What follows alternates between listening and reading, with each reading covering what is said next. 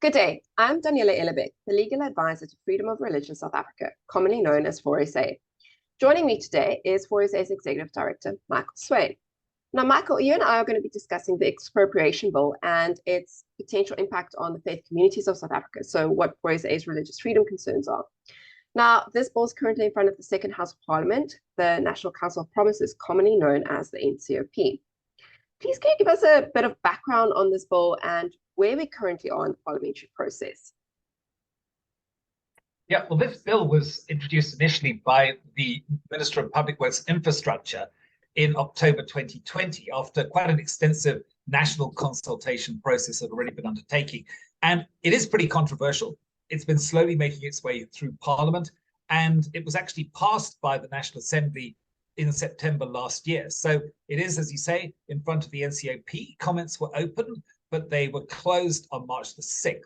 And so that's the next step, is basically whether or not they will open it up for actual verbal representation. 4SA has asked for the opportunity to make verbal representations based on the submission that we in fact made. And I think it's also good to say that this is different from the proposed amendment to the Constitution that was proposed to change Section 25 of the Constitution, which actually protects property ownership. That failed to get a 75% majority in December 2021. So this has been, I think, a controversial right from the get-go, because in a nutshell, the Expropriation Bill basically means that the government can initiate a process which will take your property away and you will get zero compensation for it. So definitely something which is very concerning.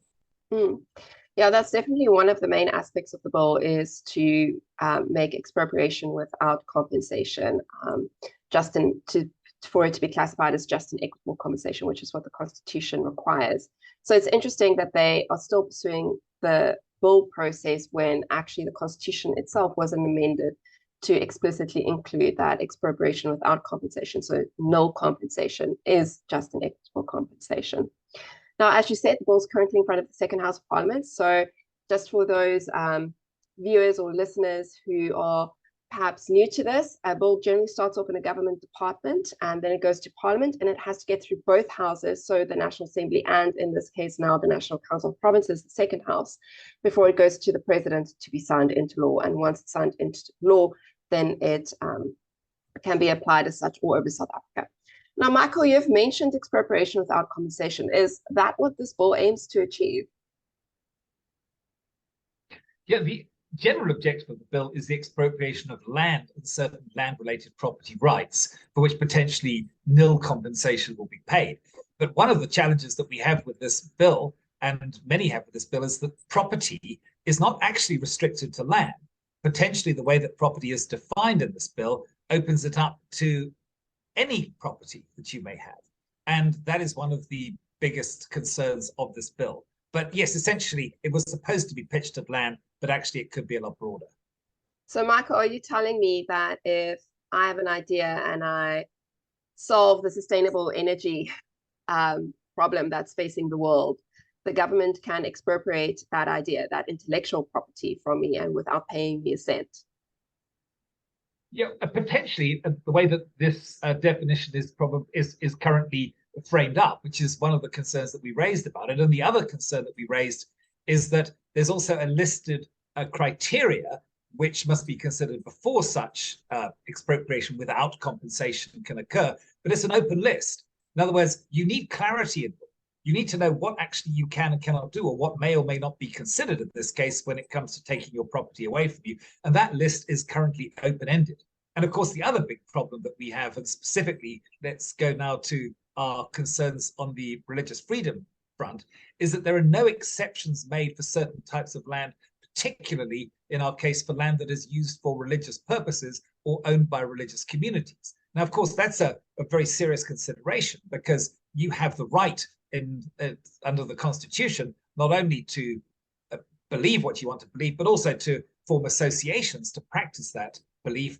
And obviously, those associations then have the potential and the opportunity to own property, which are used for the purposes of that faith expression or that religious organization. And so the fact that at the moment there is no exception to that is very concerning, because potentially that land, as I say, could be taken away and no compensation paid.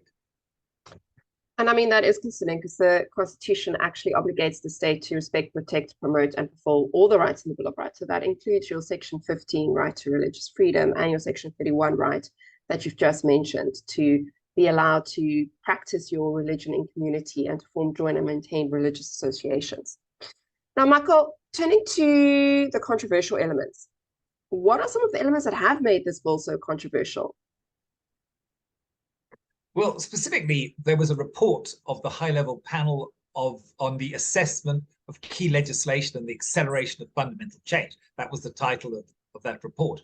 And what they basically said in this report, and I'm quoting, is that the policy has shifted away from constitutional imperatives such as equitable access to land, more towards state ownership, which of course has echoes of apartheid-style notions of custodianship.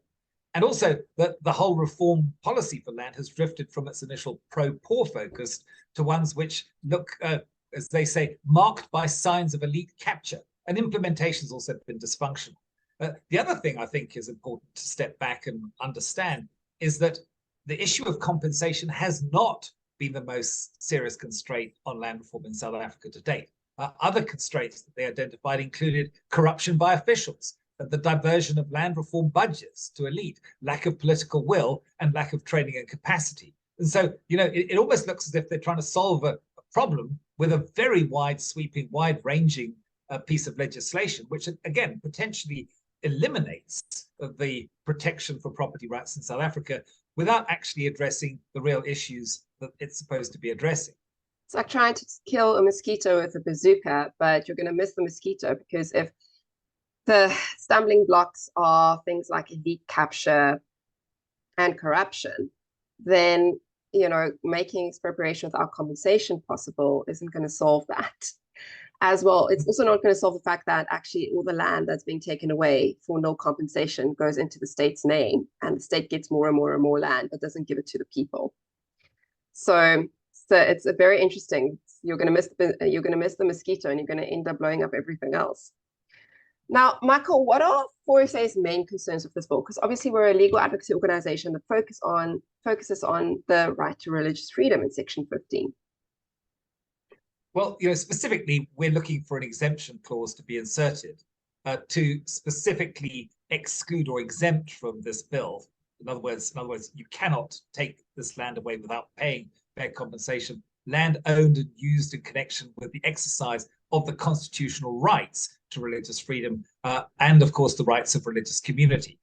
In that process, we're also saying that certain vague terms such as property, the whole open-endedness of the list of criteria to be considered, that must also be tightened up. But another thing that we have asked for or recommended to the NCOP is that they apply to the Constitutional Court for a declaratory order, because the question is this bill actually constitutionally defensible at all?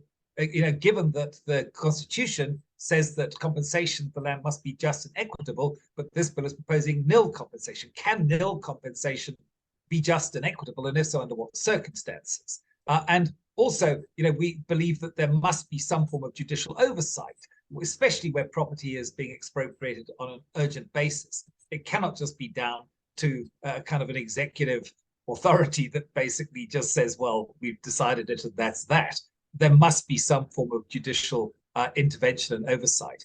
And also, we need to also understand what is this public need that must be met, or the public interest that must be met in order to also trigger this expropriation without compensation. We would say that the biggest public interest is obviously that of faith communities to be able to practice their religious freedom rights. So we are obviously not supportive of this, certainly not to the level that it impacts religious freedom, that's for sure. All right, thank you so much, Michael. For those of you who are interested in finding out more about the work that 4SA does to protect and promote the right to religious freedom in the Constitution, you can visit our website at www.frsa.org.za, or you can follow us on Facebook at Freedom of Religion SA. Until next time. Good day. This is Daniela Ellerbeck, the legal advisor to Freedom of Religion South Africa. Remember to like and share this video, and then click on the subscribe button to make sure you never miss our video updates on vital religious freedom issues.